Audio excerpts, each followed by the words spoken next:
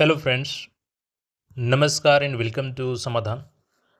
साथियों, उम्मीद है कि आप सब अच्छे होंगे और साथ ही साथ आपकी स्टडी भी अच्छे से चल रही होगी। साथियों, बिहार कर्मचारी चयन आयोग बीएसओ एग्जाम सिजिल फॉर इंटर लेवल। देखिए, अगर आप आयोग को हल्के में ले रहे थे, मैंने बार बार बोला था आपको कि समय नहीं मिलेगा आपको एग्जाम जब शुरू होगा तो, बट आप लोग मानने वाले तो हैं नहीं। हालांकि कई सारे अभ्यर्थी जो उनका लक्ष्य है कि हमको कैसे भी एएसओ बनना है, बीएसओ बनना है, तो वो रेगुलर बेसिस पे अपना तैयारी कर रहे थे। लेकिन बहुत से लोग बस यही सोच में पड़े थे कि एग्ज़ाम तो 2027 में होगा तो 28 में होगा। तो अभी भी समय है आपके पास, चेत जाइए वरना सिलेक्शन से बाहर हो सकते हैं। देखिए, बीएसओ का रिजेक्शन लिस्ट आ चुकी है। मैं बार बार आपको बोला कि आयोग अपना सारा काम कर रही है, क्योंकि आइरिस कैप्चरिंग का टेंडर हो गया, वेबसाइट क्रिएशन का टेंडर हो गया। इसके अलावा बात करें हम लोग तो जो सेंटर पर मैनेजमेंट करना होता है उसका टेंडर हो गया। इसके अलावा ओएमआर शीट प्रिंटिंग का टेंडर हो गया। जो सारी टेंडर की प्रक्रिया थी वो सारी के सारे कंप्लीट कर लिए गए। इवन जो ऑफिस के काम है उसके लिए टेंडर कर लिया गया।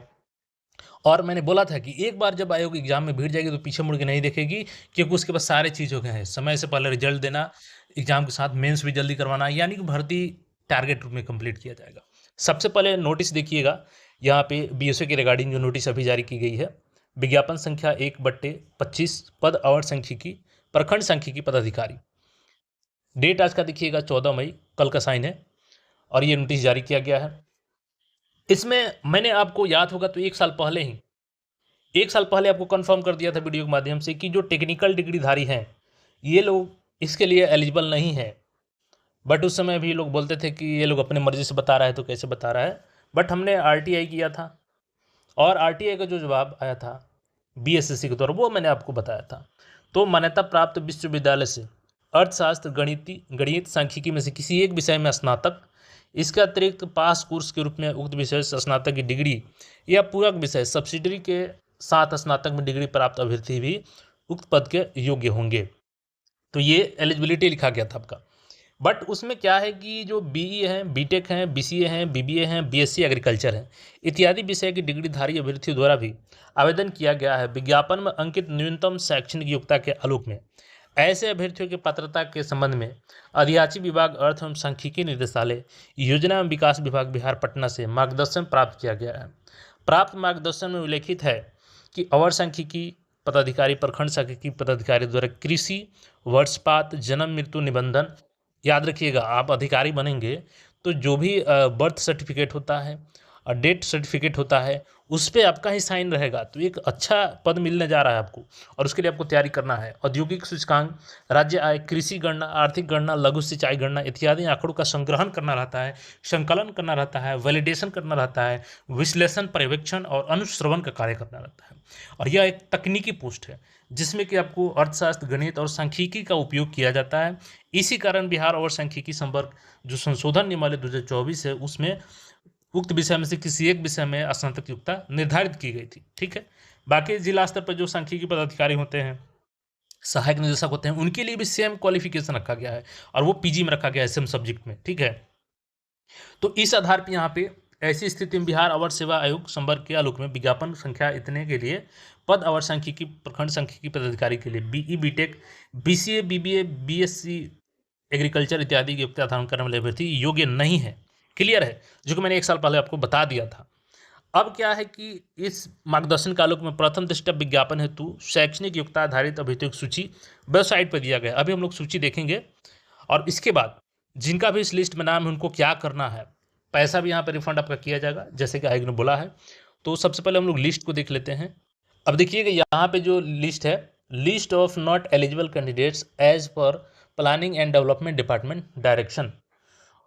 जैसे यहाँ पर रजिस्ट्रेशन नंबर आपका मिल जाएगा, यहाँ पे नाम जैसे अभिषेक कुमार जी हैं, फादर्स नेम इनका अनूप कुमार है और इनका स्ट्रीम क्या है तो बीबीए इन्होंने किया था और मेन सब्जेक्ट में इन्होंने डाला था स्टैटिक्स और अदर सब्जेक्ट में इन्होंने डाला था business statics, fundamental of economics for manager accounting, fundamentals English language management function. तो इनको रिजेक्ट किया गया है। इसी तरीके से दीपक कुमार जी हैं, बीटेक इन्होंने किया था। इस प्रकार देखिएगा तो संतनु यादव जी हैं, बीई किए थे इन्होंने। इसके बाद देखिएगा तो दया आनंद मिश्रा जी बीसीए किए हैं। इसी प्रकार जैसे बीएस एग्रीकल्चर किए हैं, अंकिता सिंह जी इन्होंने किया है और इकोनॉमिक्स इन्होंने डाला था मेन सब्जेक्ट में। तो इन सबको रिजेक्ट किया गया। टोटल यहाँ पे लिस्ट देखिएगा तो मैं आपको दिखा देता हूँ। तो यहाँ पे देखिएगा जो सबसे अंतिम सूची रखी गई है, वो सबसे अंतिम सूची में देखिएगा तो यहाँ पे देखिए, यहाँ पे 34,263 अभ्यर्थियों को यहाँ से रिजेक्ट कर दिया गया है। यानी कि एक लार्ज नंबर ऑफ एप्लीकेशंस जो है वो रिजेक्ट किए गए हैं और ये सारे के सारे लोग इनएलिजिबल घोषित किए गए हैं।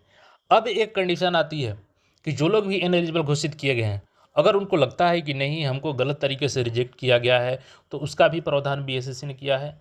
और जिनको लगता है कि चलिए अब तो रिजेक्ट हो ही गया है मेरा, तो मेरे को मेरा पैसा चाहिए, तो उसके लिए भी ऑप्शन है। देखिए क्या किया गया है कि अतः विभाग से उक्त मार्गदर्शन के आलोक में प्रथम दृष्टया इस विज्ञापन हेतु अनमान्य शैक्षणिक योग्यता आधारित अभ्यर्थियों की सूची वेबसाइट पर प्रकाशित कर दी गई है।